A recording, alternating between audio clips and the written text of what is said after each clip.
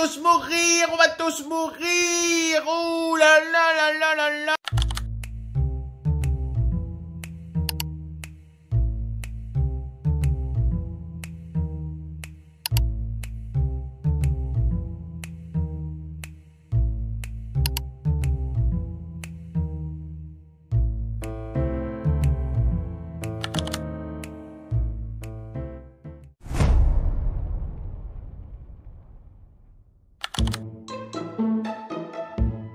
Bonjour Marie. Bonjour Fabien. Vous allez bien? Ça va et vous? Très bien, merci. Alors on craint une prochaine épidémie mondiale d'une maladie qui n'existe pas. C'est ça, la maladie X, une maladie qui n'existe pas encore, mais qui pourrait représenter un danger international d'après l'Organisation mondiale de la santé. Une maladie qui pourrait naître d'une erreur de manipulation génétique ou d'un acte terroriste. Une maladie qui pourrait naître d'une erreur de manipulation génétique ou d'un acte terroriste.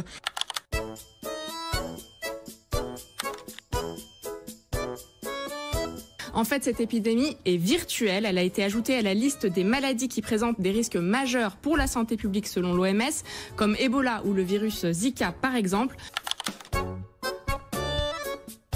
L'objectif, c'est de se préparer au pire, avoir un plan Flexible avec des vaccins et des diagnostics qui pourront s'adapter et être prêts en cas de menace. être prêt en cas de menace. Donc pas d'inquiétude, la maladie n'est pas encore identifiée. Capture d'écran du site officiel du Forum économique mondial. Se préparer à la maladie X. Le 17 janvier 2024, entre 11h30 et 12h15. Je cite.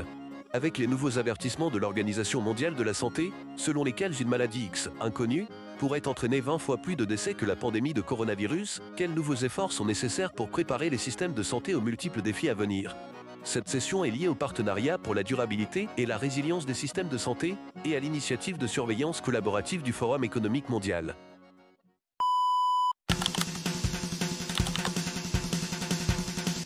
C'est clair, on est tous dans la merde.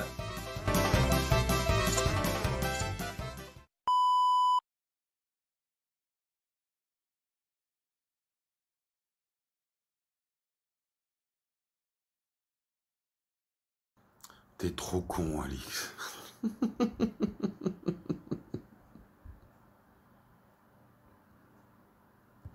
Bien la Chine qui joue avec le feu, un virus mortel. On va aller avec vous à Pékin. C'est une information qui aide beaucoup les milieux scientifiques depuis quelques jours.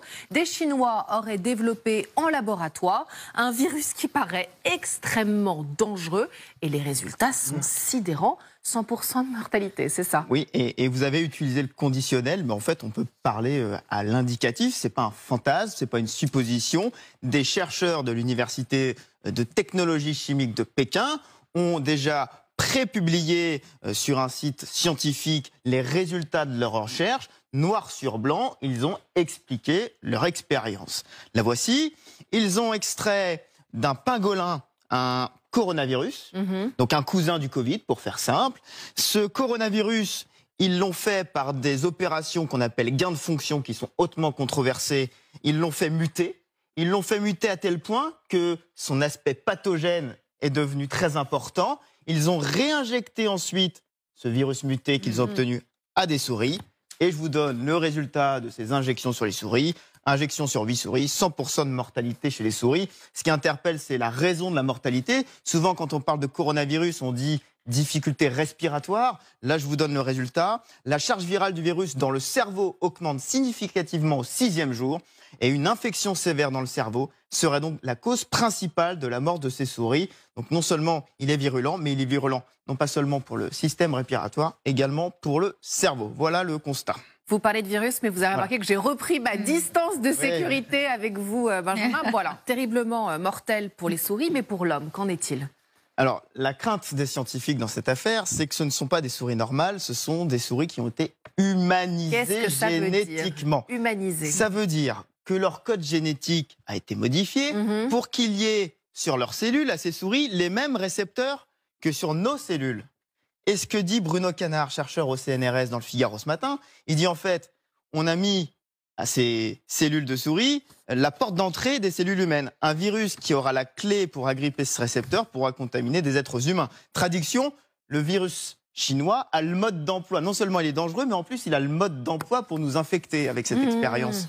Ce qui, du coup, interroge. La bonne nouvelle, c'est qu'il n'est pas encore aussi contagieux que le Covid, mais comme le dit Bruno Canard, ces caractères de contagiosité peuvent apparaître naturellement au fur et à mesure de sa diffusion. Donc vous avez un virus potentiellement mortel, potentiellement, on va dire, dangereux pour l'homme et qui peut ensuite devenir contagieux. Voilà le constat. Super. Voilà. Mais alors, pardon, ces expériences-là qui sont quand même un peu angoissantes, apprenti sorcier, etc., c'est pour un but médical, ce qui pourrait se concevoir, ou est-ce que ça peut avoir un objectif militaire? Alors, plusieurs scientifiques s'intéressent à la composition de l'équipe qui a travaillé sur ce virus. Et ils s'arrêtent sur un nom, Ye Guangtong. Ye Guangtong, c'est cet homme-là. Et quand on creuse son passé, ce qu'ont fait plusieurs médias internationaux, il se trouve qu'il a été formé à l'Académie chinoise des sciences médicales militaires. Donc cet homme a eu au moins un moment de sa carrière des liens avec l'armée chinoise. Et quand vous lisez Bruno Canard dans le Figaro ce matin, il n'exclut pas du tout l'hypothèse. Si de telles manipulations sont liées à des projets d'armes biologiques, c'est particulièrement inquiétant, d'autant que depuis le début des années 2000, on soupçonne les laboratoires civils, et notamment celui de Wuhan, d'avoir des liens avec l'armée chinoise. Et puis, il y a quelque chose qui cloche dans cette expérience, dit quelque part Bruno Canard. Il n'y a pas besoin d'aller aussi loin dans l'expérience, il n'y avait pas besoin de le faire aussi dangereux. La balance entre ces enseignements scientifiques et le potentiel extrêmement dangereux de ces manipulations est très défavorable. Pour aller un peu plus loin dans l'inquiétude, parce qu'on est en train de monter en pression, il s'interroge. Il manque des informations, nous dit Bruno Canard. Le laboratoire P4, par exemple, de Wuhan, il est conçu pour les virus les plus pathogènes. Où a été réalisée cette expérience? On n'a pas la réponse. Voilà ce que dit Bruno Canard. Aucune information n'est donnée sur le niveau de sécurité du laboratoire dans lequel ont eu lieu ces manipulations. L'idée que ce virus puisse s'échapper est donc tout à fait crédible. Et vous avez en fait sur les réseaux sociaux, dans la presse aujourd'hui, de nombreux scientifiques qui demandent une régulation de ce genre de pratiques.